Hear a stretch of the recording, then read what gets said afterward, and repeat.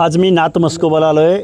सर्वसामान्य माणसांच्या, शोषितांच्या, वंचितांच्या, कष्टकऱ्यांच्या, शेतकऱ्यांच्या, मेंढपाळांच्या, पशुपालकांच्या, सर्वसामान्य माणसांचं जे आराध्य दैवत म्हणून ज्या वीरच्या नाथ मस्कोबाकडे पाहिलं जातं, त्या नाथ मस्कोबाला आज मी दर्शनाला आलो आहे. आणि इथं माझे सगळे बांधव भेटले मला.